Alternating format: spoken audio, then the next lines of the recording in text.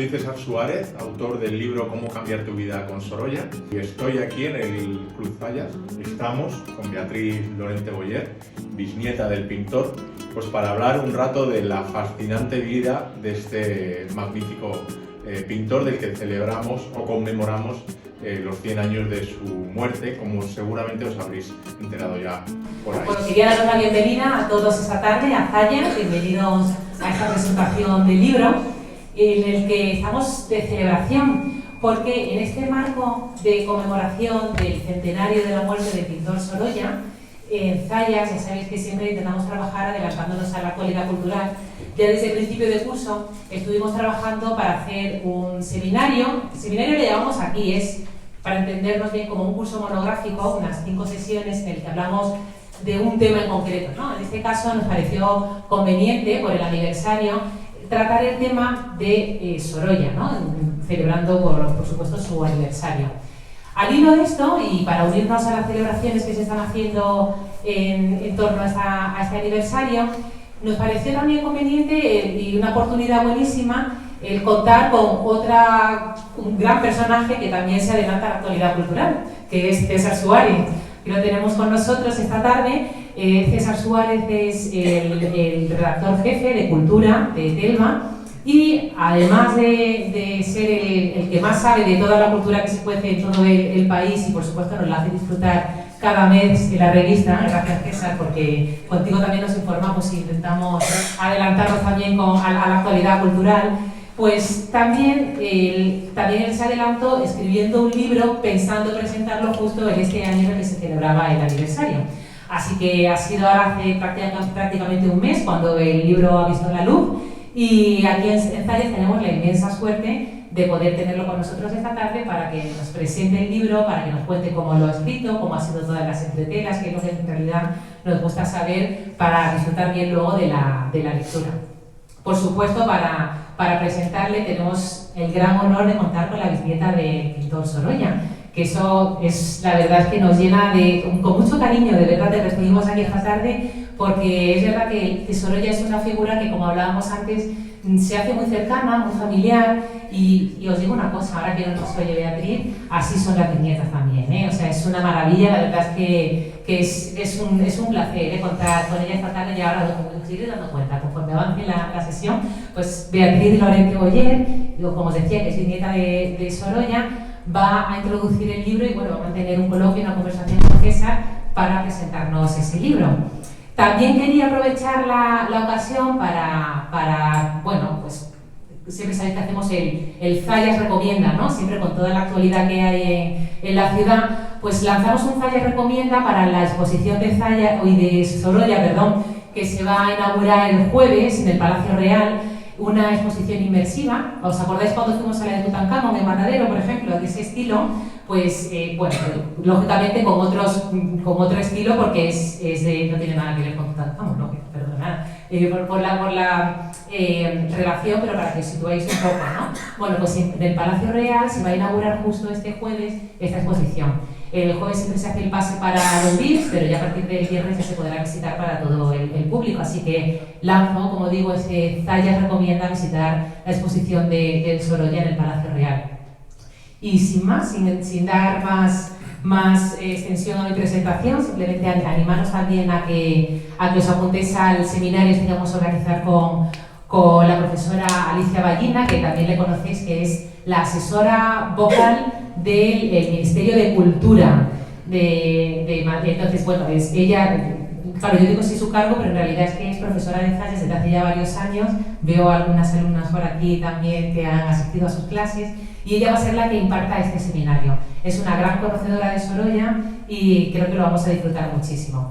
Bueno, pues sin más, doy la palabra a Beatriz para que nos presente al gran escritor que tenemos esta tarde, gran investigador de Sorolla y que ha sabido plasmar de una manera muy divulgativa y muy cercana la figura del pintor. Gracias a los dos por estar aquí. Muchas gracias, María José. ¿Se me oye? Sí. ¿No? Toma, si no puedo, si cojo esto. Bueno, yo creo que César se puede presentar muchísimo mejor él mismo de lo que le puedo presentar yo, y contarnos su libro muchísimo mejor de lo que lo puedo hacer yo.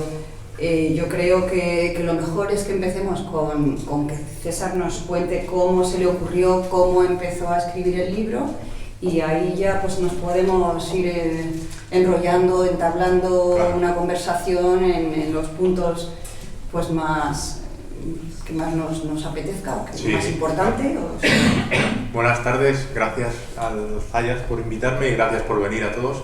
Y es que estábamos hablando, Beatriz y yo, dentro unos minutos antes, y enseguida nos hemos puesto ya a contar cosas de Sorolla. Entonces hemos dicho, pues aligeramos la presentación y abrimos la charla para que luego intervengáis con las cuestiones, curiosidades que tengáis. Rápidamente, a mí siempre me ha impresionado mucho la pintura de Sorolla. Y se da el caso que no he conocido a nadie que no le impacten sus cuadros. Ahora alguien dice por aquí yo, ¿no? Pero es verdad que es un pintor que impresiona, ¿no? O sea, esa fuerza que tienen sus cuadros 100 años después aún 100 años después de su muerte. Y me puse a leer cosas de él. Hay muchas biografías porque tuvo un éxito enorme en vida, se escribió mucho de él, era un hombre muy popular, muy alabado, muy criticado también, y la vida es muy conocida. Blanca, la prima de Beatriz, Blanca Pons Sorolla, bisnieta por parte de la primera hija de Joaquín Sorolla, tiene una biografía monumental, magnífica, se encargó de catalogar todos los cuadros, pero yo quería hacer algo más vivo, traerle a día de hoy. Y por eso me inventé esta fórmula o esta estructura, cómo cambiar tu vida con Sorolla, para darle a Joaquín Sorolla, que como persona, aparte de como pintor, es fascinante, las facetas que tiene, los personajes con los que se cruzó, personajes reales, ¿no?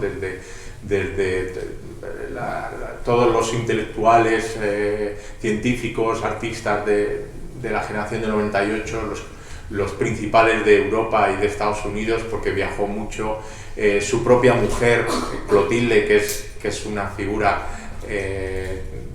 alucinante,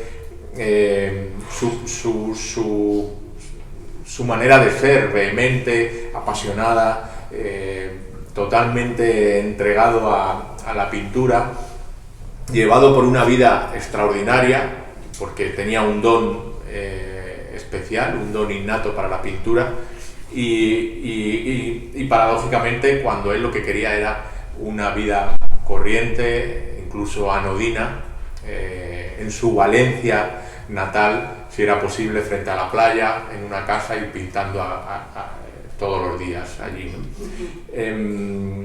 Entonces todo esto lo reuní en esta fórmula, cómo cambiar tu vida con Sorolla, y voy desplegando pues esas facetas de su vida, cómo sobrevivir a la Belle Époque que él conoce en París con los impresionistas, montando bulla, cómo amar tu tierra aunque a veces duela, porque Unamuno, sobre todo Baroja, etcétera, quieren debatir sobre la identidad de la España negra, pero él cree firmemente en la España blanca, en el optimismo de una España, de un país nuevo, pero desde otro punto de vista más pegado a la gente, a la tierra, que es lo que él pinta, ¿no? La fuerza de la vida, de la gente que hace cosas. Él fue siempre un pintor muy popular, muy pegado al pueblo.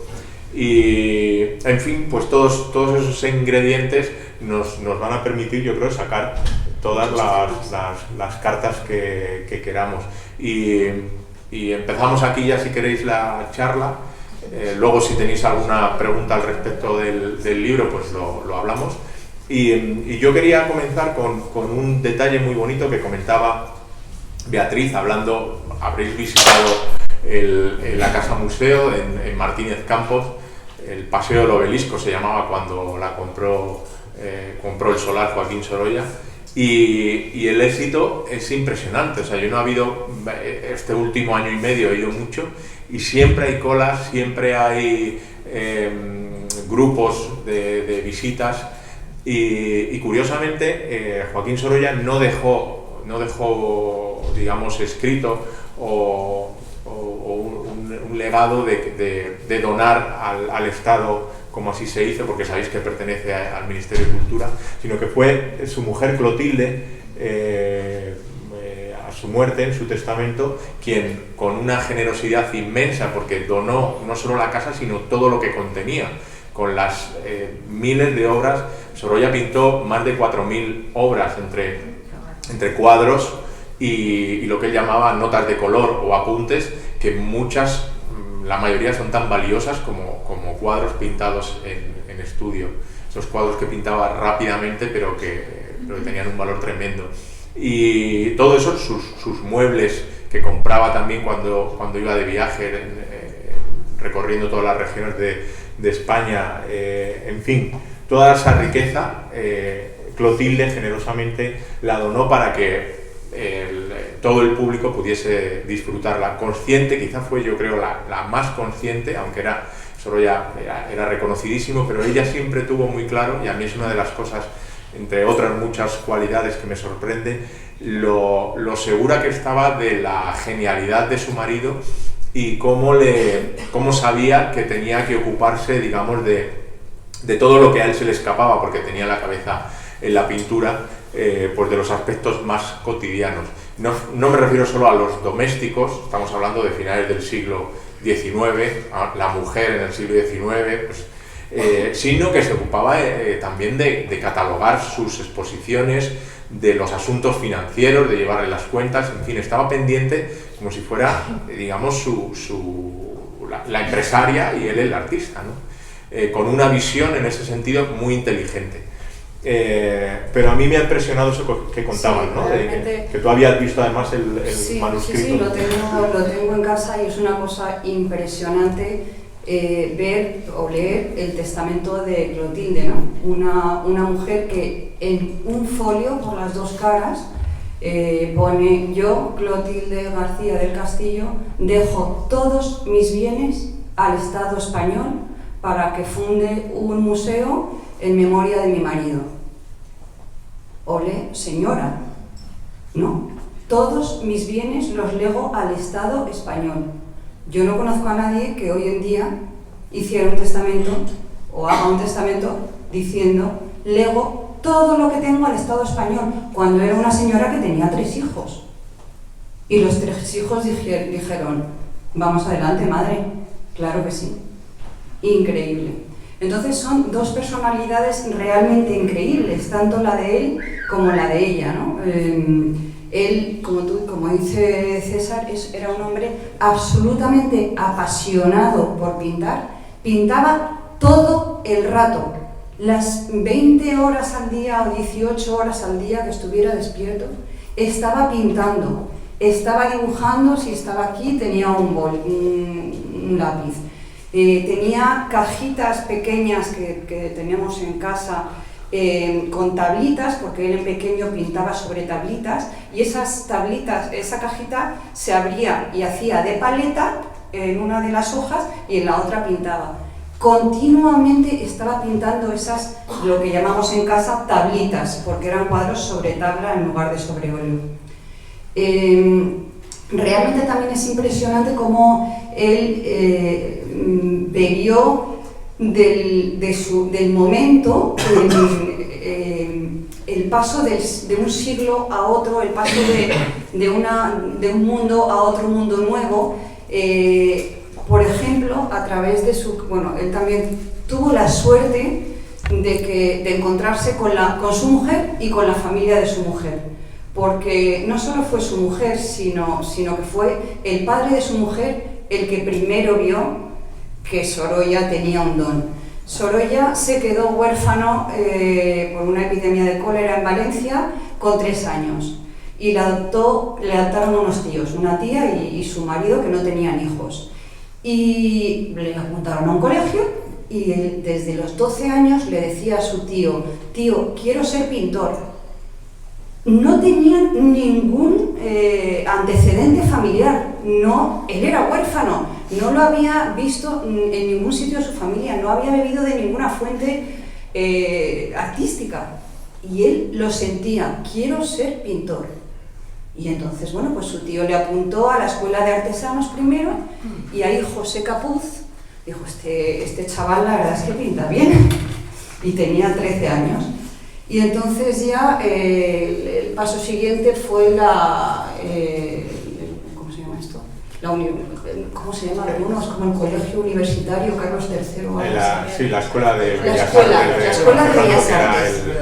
La Escuela de Bellas Artes. Entró con 15 años. O sea, es increíble que con 15 años pues él se dedicaba a pintar 100%, y cuando salía de las clases daba otras clases y se iba a la playa a pintar. O sea, era una...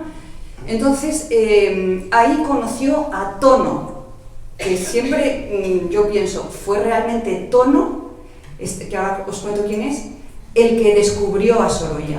Tono es el hermano de su mujer, de la que luego fue su mujer, es José Antonio García del Castillo. Bueno, Tono es un compañero que Sorolla se encuentra en la clase de Bellas Artes y le comenta, oye, yo me quiero ganar unos duros. Pues mi padre, le dice Tono, mi padre es fotógrafo. Resulta que el padre de Tono, Antonio García del Castillo, era un fotógrafo muy reconocido, de los primeros fotógrafos de Valencia. En aquella época, en 1900, pues la fotografía estaba empezando. Y entonces, preséntame a tu padre, y así me gano unos duros trabajando para tu padre y tal.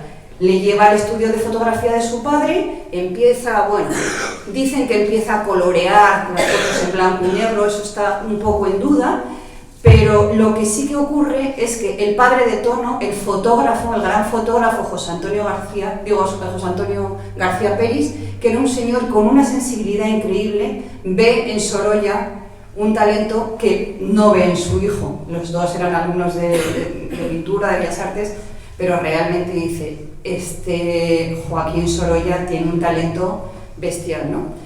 Y entonces le empieza a ayudar, le empieza realmente a ayudar, y a partir de ahí no solo este señor le ayuda económicamente, sino que además conoce a la mujer de su vida, a la hija del fotógrafo y a la hermana de Tono, Clotilde. Cuando esta familia, este grupo de personas se encuentran, Joaquín Sorolla tenía 16, 17 años, Clotilde 15, y se enamoran tan locamente que es un amor, diría yo, una comunión tan bestial que les dura toda la vida, de una manera realmente impresionante. Es un amor que nunca he visto, de verdad, porque no es un amor de un esposo y una esposa, no es un amor de unos socios, de unos amigos.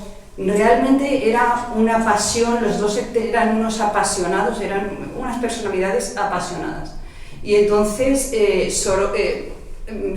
Clotilde realmente siente la manera de apoyarle a él, y él siente la manera en que ella le está ayudando. Y bueno, pues así... Sí, de hecho, sabemos tantos detalles de la vida de Joaquín Sorolla porque le escribía, cuando no estaba con Clotilde, le escribía a menudo. Todos los días. Todos los días, pero 2, 3, 4 cartas al día, telegramas. Si no le contestaba a Clotilde, claro, él viajaba, pues más o menos todos los años, pasaba un mes en París, iba a visitar el salón de pintura, que era el que marcaba el estilo de pintores que triunfaban en la época, y él desde el principio tuvo el objetivo de ser número 1, o sea, a él no le valía, bueno, yo voy a hacer lo mío, a ver si funciona, a ver si vendo. Él estudiaba cada año detenidamente qué pintura se podía hacer para, además de pintar bien, como lo hacía muy bien, llegar a ser llamado, a que le llamase pues la aristocracia, los círculos sociales y económicos de poder económico, para que le pintase sus retratos, ¿no? Se puso muy de moda. Pero cuando estaba fuera, o cuando viajaba para tener apuntes o para... le escribía a Clotilde, además de una manera, claro, que él no pensaba que esto se fuera a conocer, me imagino, alguna vez, ¿no? Porque le da todo tipo de detalles de lo que ha hecho en el día, de quién le cae bien, quién le cae mal, si está en Segovia como son, si está en Valencia, si está en Barcelona, si está en Sevilla, y es muy emocionante y muy divertida a la vez esa relación que se ve entre los dos. Blanca Pons Sorolla se encargó de documentar todas esas cartas, de revisarlas y están publicadas. Lo que pasa es que son dos. Están publicadas las de Joaquín a Clotilde, las de Clotilde a Joaquín, ¿no? Realmente también hablábamos antes de la suerte que hemos tenido todos y que toda España tiene que agradecer a Clotilde ese gesto, porque sus hijos, María, Joaquín y Elena, nunca dijeron: madre, nos estás desheredando. Pero es que ninguno de los descendientes de Sorolla, que ahora somos muchos, nunca nos hemos arrepentido de no haber heredado lo que deberíamos haber heredado, porque creo que la mejor manera de tenerla es reunido en un museo. De esa manera, por ejemplo, hemos podido todos acceder a la correspondencia privada entre ellos. Es una cosa impresionante y ningún otro pintor seguramente se ha podido documentar de la misma manera por no existir esa correspondencia. Efectivamente, tanto Joaquín Sorolla como Clotilde no tuvieron una educación académica exquisita. Sorolla, os he contado que enseguida se puso a pintar y sus maestros de pintura decían: se le dan mucho mejor los pinceles que las letras. Con lo cual él estudió muchísimo pintura por amor y por afición. Clotilde, como mujer de su tiempo, no fue al colegio. Se dice pronto que no fue al colegio y, sin embargo, la forma de escribir que tiene Clotilde desde el principio denota que era una mujer muy culta. La habrían seguramente enseñado en casa. Sus padres o maestros que acudieran allí, por supuesto, sabía leer y escribir, sabía francés y sabía inglés. Entonces, la primera salida que hacen de España es porque Joaquín gana una beca para ir de pensionado a Roma. Entonces se van allí. Allí Joaquín tienen 20 años, se acaban de casar y tienen alrededor de 20 años ambos. Y desde allí Joaquín conoce a Pedro Gil Moreno de Mora, que será su amigo del alma y que también le introduce en los círculos europeos, en los círculos de la cultura y el arte europeo, porque España estaba todavía un poquito retrasada sobre lo que se cocía en Europa a todos los niveles culturales, ¿no? Entonces Pedro Gil Moreno de Mora era un señor con muchísimo dinero, hijo de banqueros, que pues tenía afición artística, digamos. Entonces invita a Joaquín Sorolla a París con 18 años. Sorolla es la primera vez que sale de España, y no, con 18, no, con 22 años llega a París y empieza a estudiar, a ver, una cosa alucinante. Pues cada vez que Sorolla, porque el resto de su vida, como vosotros sabéis, Sorolla ha pintado siempre del natural. Del natural quiere decir que nunca ha pintado mirando una fotografía. Él, si hacía un retrato, tenía al retratado aquí. Y si pintaba el mar, tenía el mar aquí. Él nunca pintaba de memoria o nunca pintaba a través de otras herramientas, ¿no? Él siempre pintaba del natural. Entonces, para pintar del natural, él viajaba mucho. También, viajaba porque él, lo que tú dices, yo creo que él, tú has dicho, él quería ser bueno, es que él se sentía, era una cosa, él, yo creo que nunca expresó, yo quiero ser bueno, pero él se sentía que tenía que pintar, es que era algo que le emanaba, le salía de dentro, ¿no? Con lo cual él sentía que era pintor. Es sorprendente cómo, primero ese don natural para la pintura, no viene ni de un entorno artístico, ni tiene facilidad tampoco para formarse en ello. Es verdad que en Valencia en esos años había una efervescencia artística y pudo, bueno, pues, respirar esa atmósfera, pero él no tenía alguien, digamos, que le influyera o que lo viera en alguien cercano. Y luego otra característica muy importante en su vida, que también le vino dada, fue esa ambición de sacar, él dice literalmente, necesito sacar de mí la pintura que llevo dentro. O sea, él está convencido de que lleva una pintura que no es normal, pero que tiene que trabajarla. Muchos le critican lo que dicen su prodigiosa facilidad para pintar, y es verdad que pintaba de manera prodigiosa, ¿no? y aparentemente fácil. Eso lo ligaban con la frivolidad, con que su pintura al salirle de manera tan natural tenía que ser frívola, nada más lejos de la realidad. Le costaba muchísimo trabajo, muchas horas, un esfuerzo que le ponía al borde de los nervios, se agotaba emocionalmente, ¿no? le desborda, o sea, él siente una emoción cuando ve una escena que va a pintar que incluso ya en los últimos años de su vida, cuando ya no está tan fuerte físicamente como cuando es joven, tiembla de la emoción.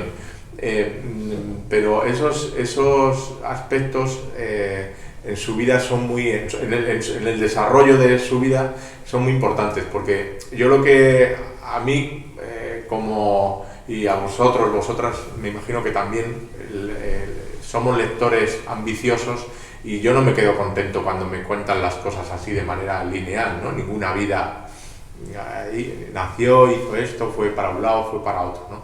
Te preguntas cosas, yo aquí hago muchas hipótesis que hubiera pasado. Me parece importante la gente con la que te cruza, y esto es una de los juegos que hago, de aplicarnos a nuestra propia vida, pues lo que pudo vivir Sorolla. O sea, lo importante que fueron los encuentros que tuvo en su vida, como lo son para cada uno de nosotros, muchos que ni te das cuenta, otros que sí son trascendentes porque los buscas, y otros que sin buscarlos pues te llegan y te llevan por un camino que nunca sabes que hubiera pasado si hubiera sido por el otro, ¿no?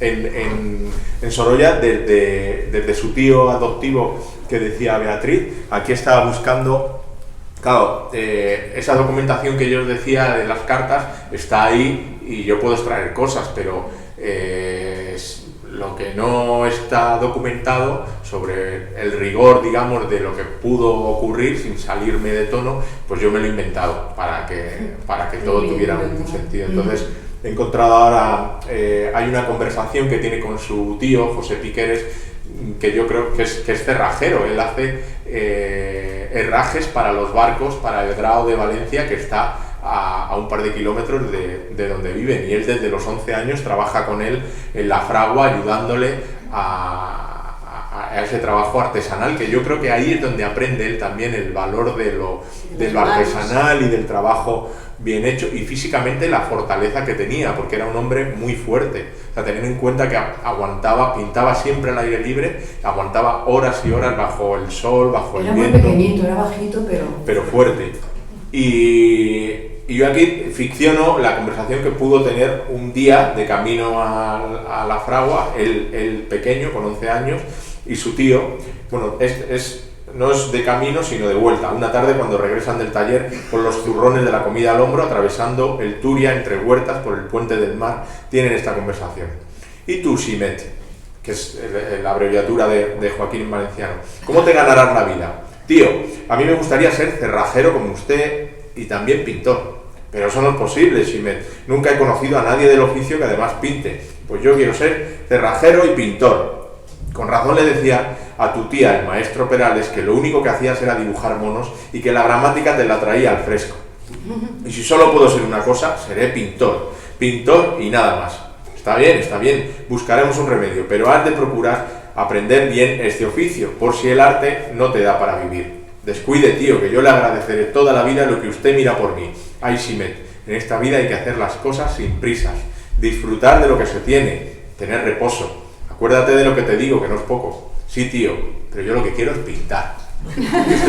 Esto lo sabía desde niño. Esto o sea, lo he ficcionado, pero pudo ser posible esta conversación, ¿no? Totalmente. Y es muy interesante también esa clarividencia de la vocación que él tiene, y esos encuentros, este primero con su tío, que le dice, en vez de decirle, niño, cállate la boca y dale a la fragua, ¿no? Pues le apunta a las clases en una escuela de artesanos que está al lado de su casa, para que vaya todas las tardes después de trabajar y empiece a formarse. O sea, es el primero que cree en él. Y eso en la vida de cualquiera es muy importante, ¿no? Realmente han sido siempre una familia ejemplar, y no es porque yo sea de la suya, porque ya me pilla, pero es que o sea, es emocionante cuando lees cartas entre ellos, como, no sé, una familia ejemplar. Lo decía por lo de Chimet. Chimo es Joaquín en valenciano. Entonces, en el año 1963 se cumplían 100 años de su nacimiento. Y en mi familia se decidió, es una cosa muy bonita, os la cuento, es una cosa íntima, se decidió que todos los bisnietos que nacieran en ese año se llamaran Joaquín, en honor al bisabuelo. Entonces, todos mis primos que han nacido en 1963 se llaman Joaquín. Entre ellos mi hermano, que se llama Chimo, bueno, le llamamos Chimo, Chimet. Y la única prima, como no se podía llamar Joaquín, dudaban si llamarla Joaquina, pero no les gustaba tanto y la pusieron Ana. Sabéis que los padres de la Virgen eran Joaquín y Ana. Entonces, bueno, pues la niña que nació en el 63 se llama Ana y los chicos Joaquín. Todos, la familia, somos admiradores del abuelo, como le llamamos, y todavía hoy en día en las conversaciones de casa, de mesa y tal, pues el abuelo,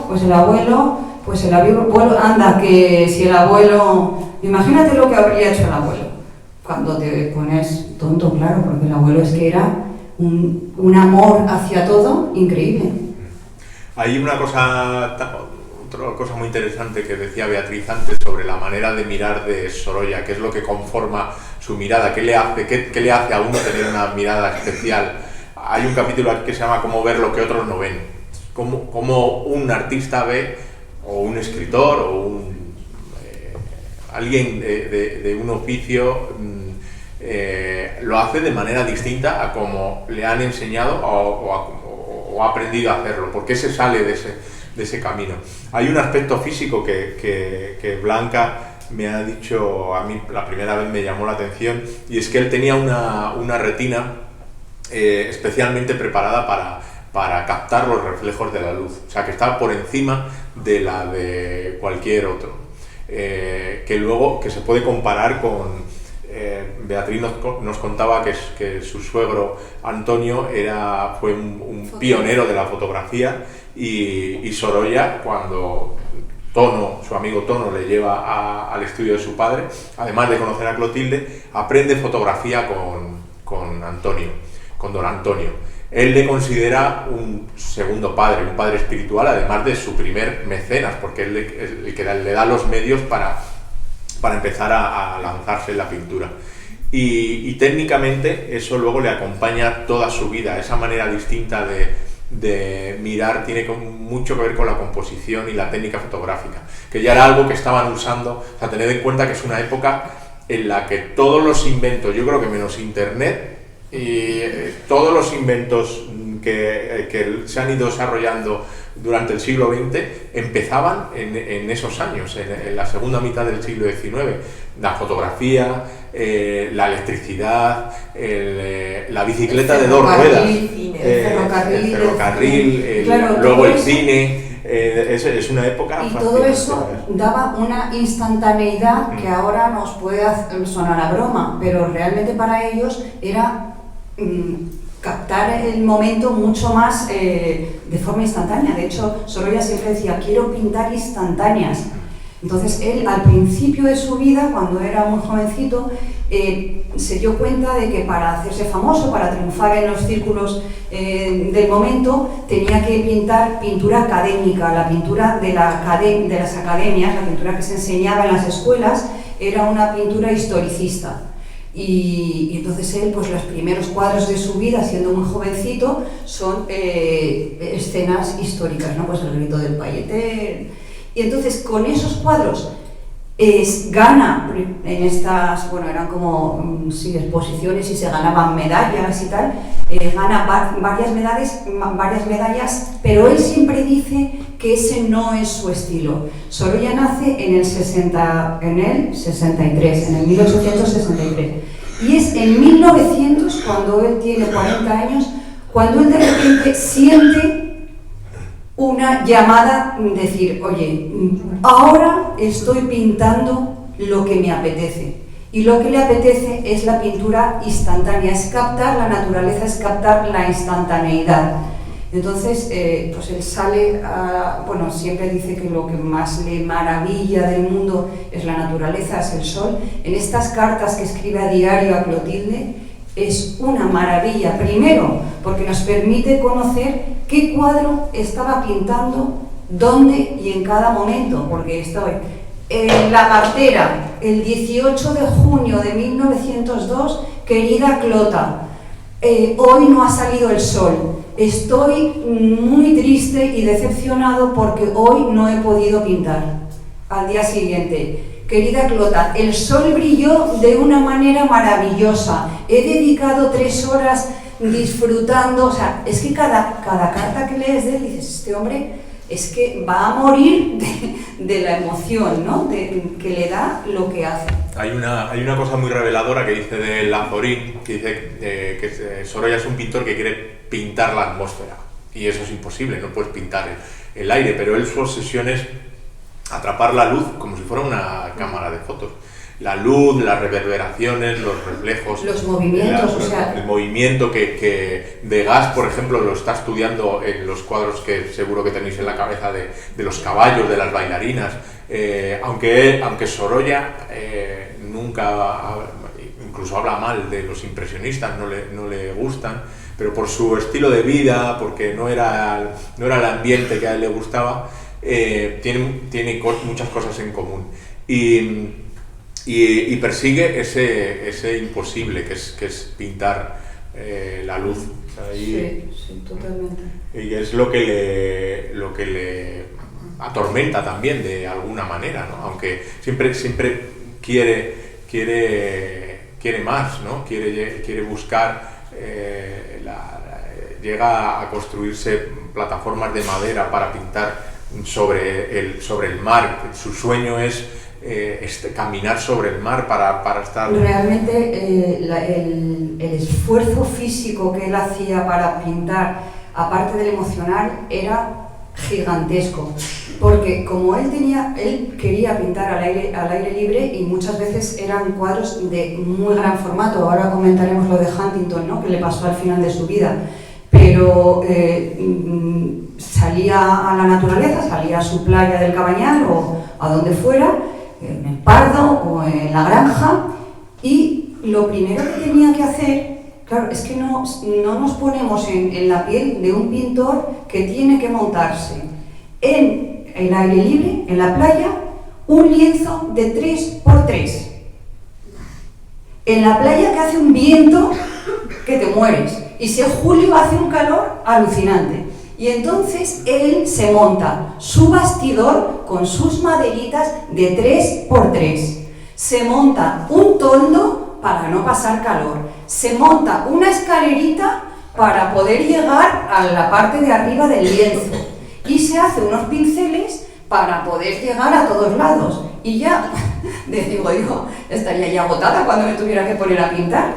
Cuando termina de pintar, tiene que tapar todo eso para que el salitre no se lo estropee. Él tarda en pintar un cuadro de 3×3 como muchísimo 3 días. O sea, pinta a una velocidad impresionante cuando ya por fin pinta la pincelada con el que él se encuentra satisfecho, que es esta pincelada suelta y con el óleo muy transparente, que es tan diferente a la pintura académica que tuvo que empezar a hacer en sus inicios.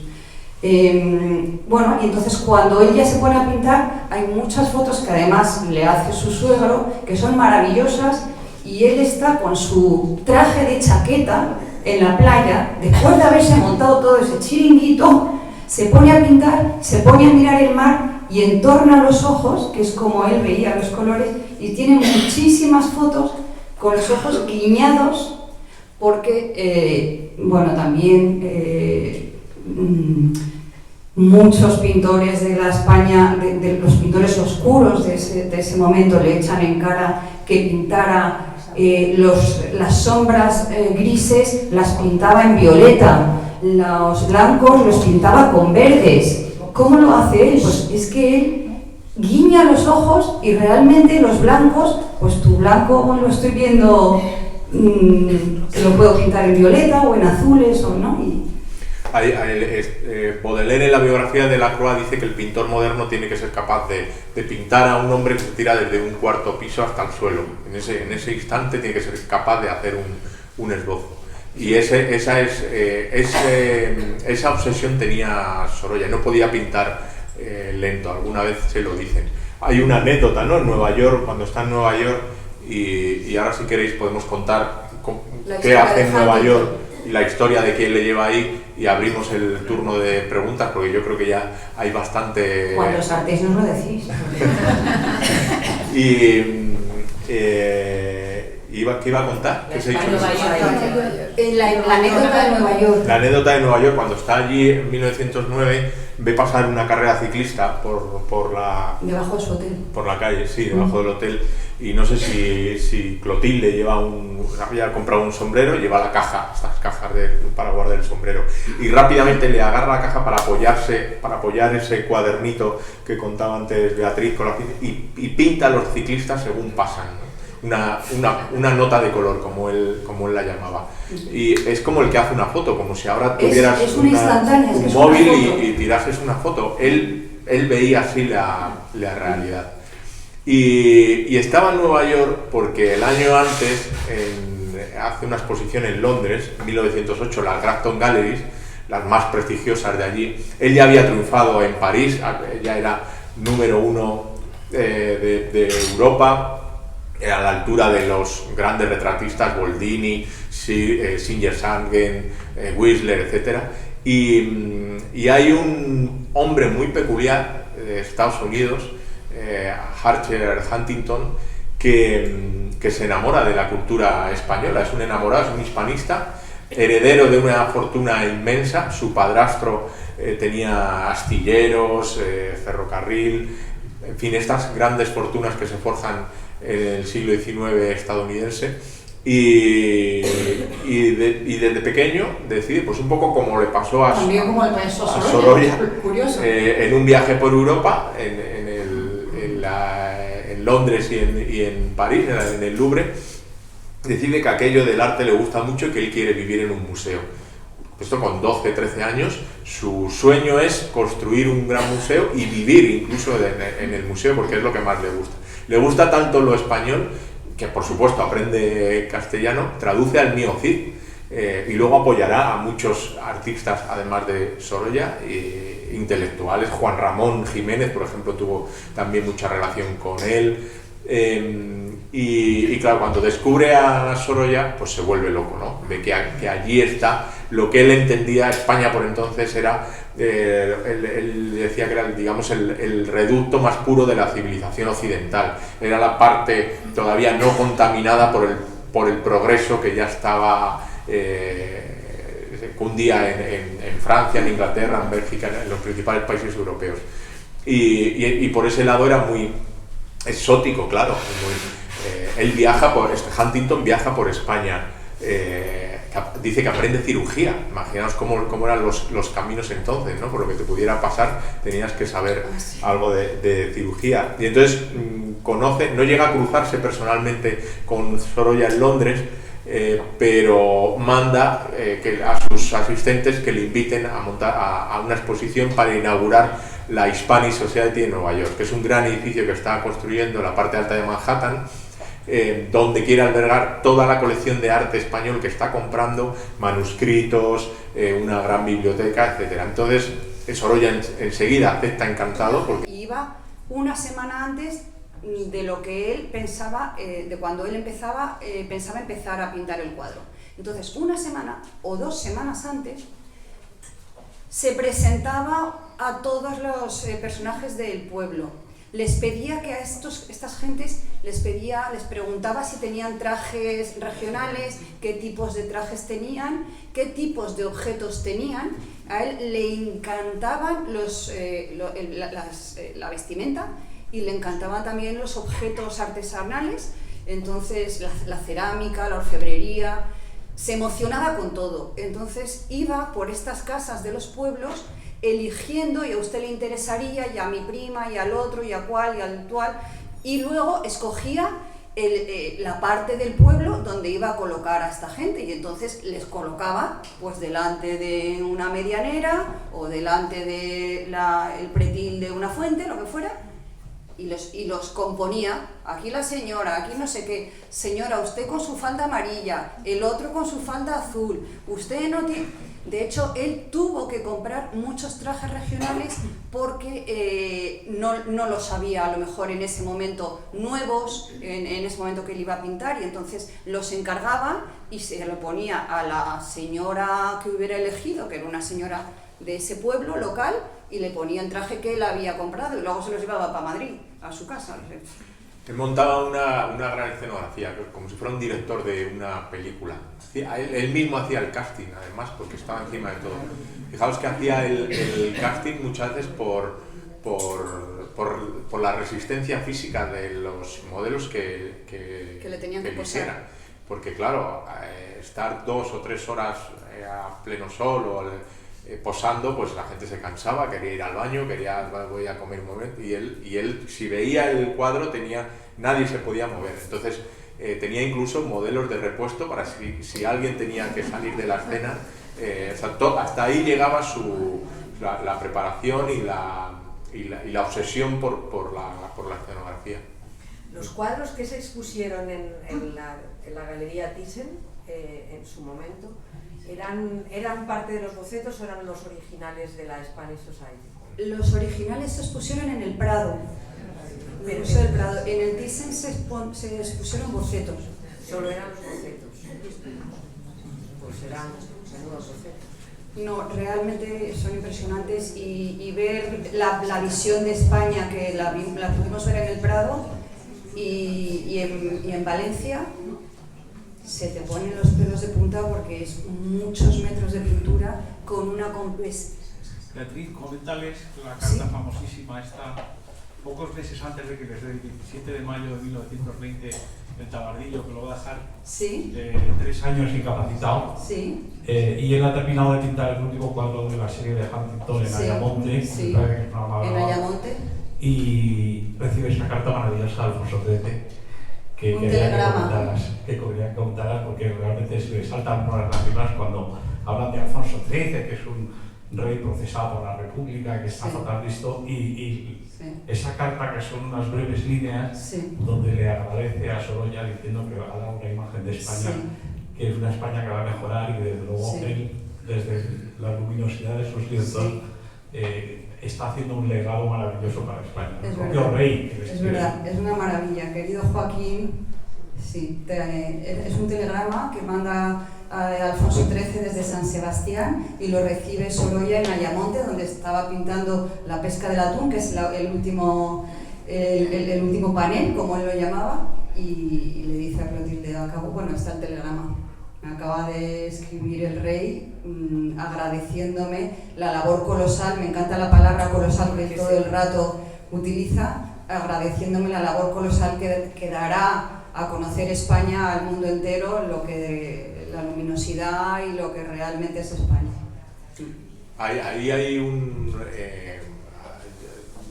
yendo por ese último cuadro de la visión de España, que él termina en 1919, él tiene un ictus al año siguiente y morirá 3 años después, en el 23.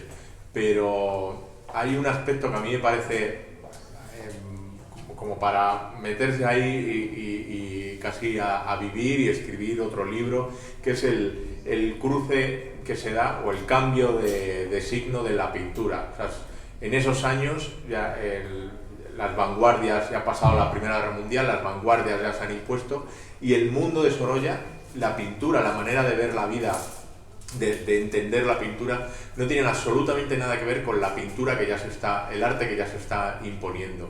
Y él es de los quizá el último, de los últimos grandes de la pintura que viene del siglo XIX. Yo aquí ficciono un encuentro con Picasso. Me interesaba, no hay nada que pueda probar que se produjo, pero me interesaba mucho saber qué hubiera pasado si hubieran conversado Sorolla y Picasso, con esas dos maneras antagónicas de ver las cosas, en todos los aspectos. Entonces, Sorolla, otro punto muy interesante de él es eso, que estás viviendo una época que se acaba.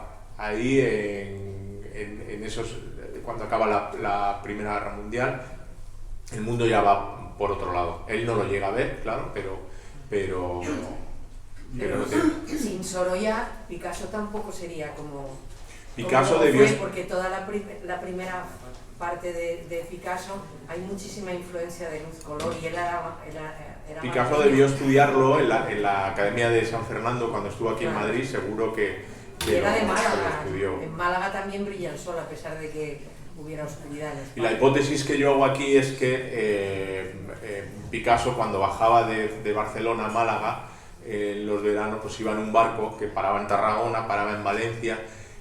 Picasso era 18 años menor que Sorolla, pero pudo pasar porque tenían el padre de Picasso, que como sabéis era pintor, que lo dejó cuando vio lo bueno que era su hijo, tenía un amigo que fue amigo de Sorolla, y pudo ocurrir que Picasso pidiera que les pusieran en contacto para decir, mira, aprovechamos que paramos, hacemos escala en Valencia y me acerco al Cabañal, que quiero conocer a este hombre, esto que pinta. Eso con Picasso con 15 años.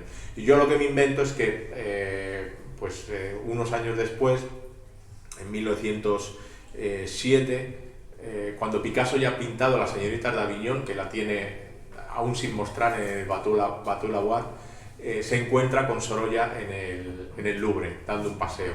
Y Picasso le pregunta si se acuerda de él cuando era adolescente y fue a verle. Y ya recuerdan y tienen una conversación muy familiar, pero desde el punto de vista pictórico, de las ideas de cada uno de la pintura, no tienen nada que ver.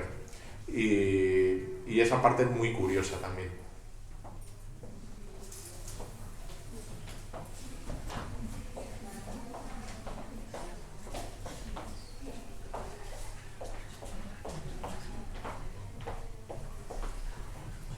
¿Qué tal?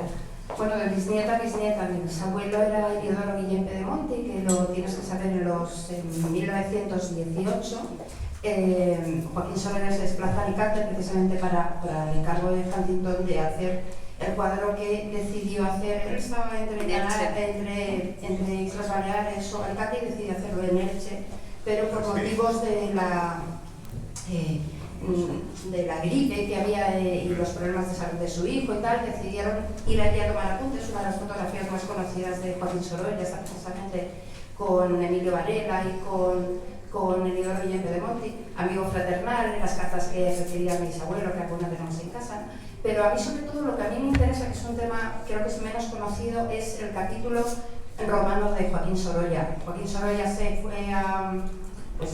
fue en el 88, una cosa así, ¿no? Y en el 91 coincidió precisamente con Eliodoro, ¿no? Esa relación que tenían con los hermanos Benlliure, Marceliano Santamaría, todo ese centro que estaba, todos esos grandes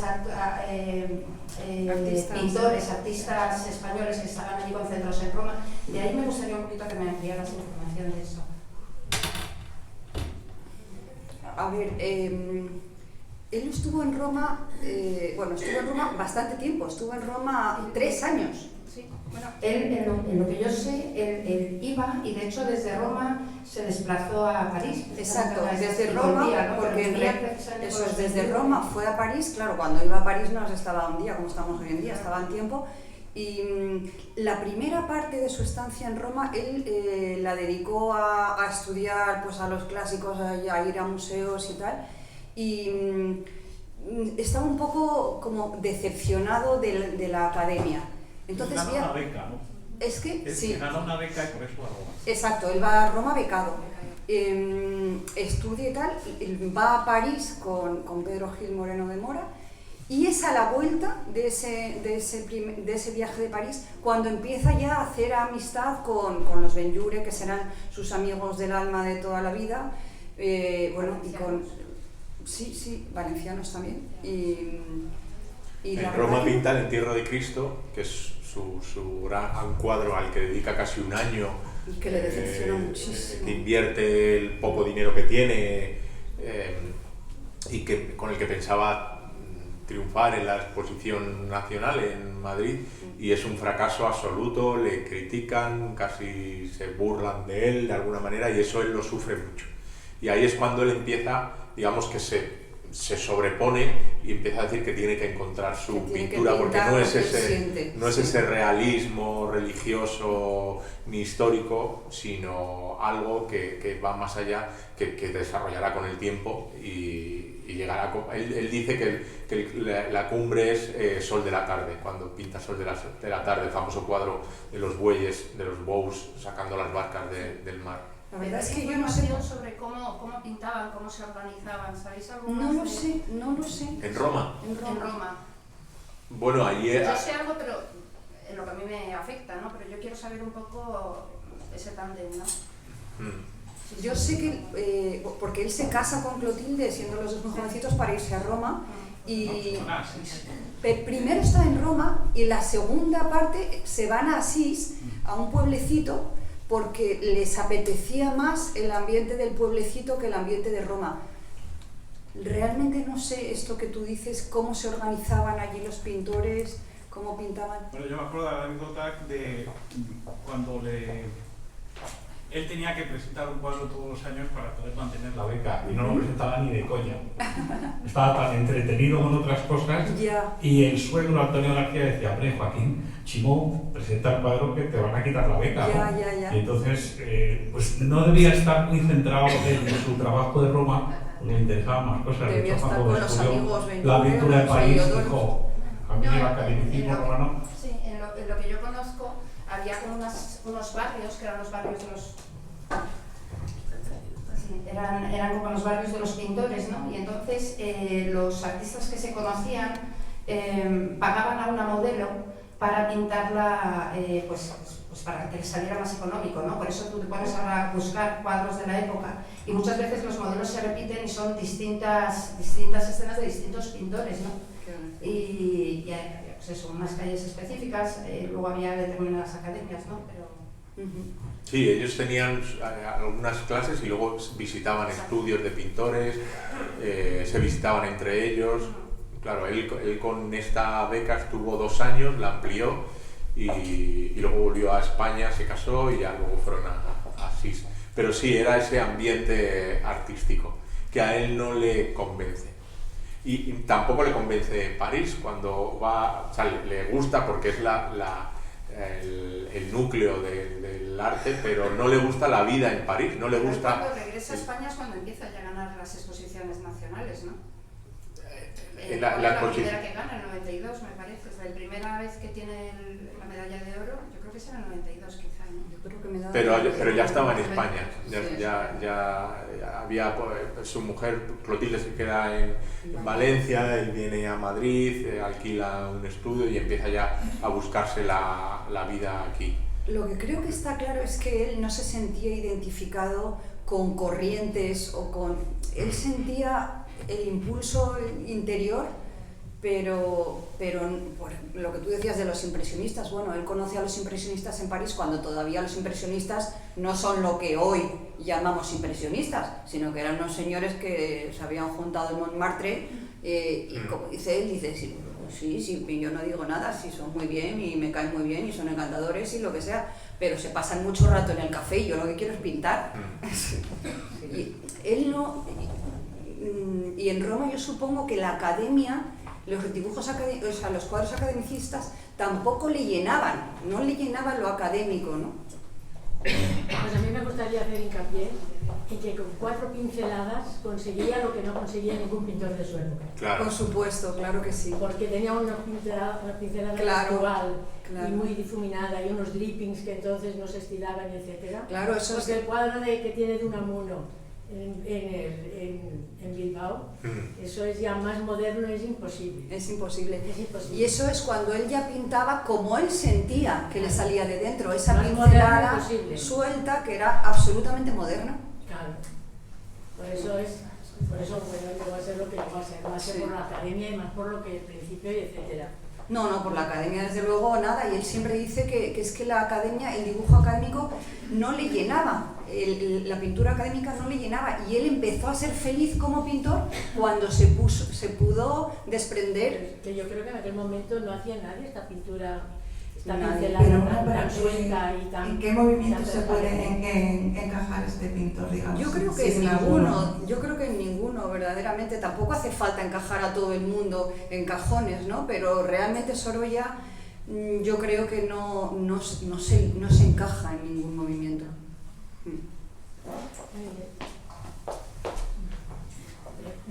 Yo creo que vamos a cerrar ya el coloquio porque creo que estamos abusando mucho ya de vuestra paciencia y vuestra confianza. Sí, agradecer a todos los que habéis venido aquí esta tarde, por supuesto a César y a Beatriz, todos los conocimientos que nos habéis dado. Y ahora sí que quería avisar que quiera que César me firme el libro.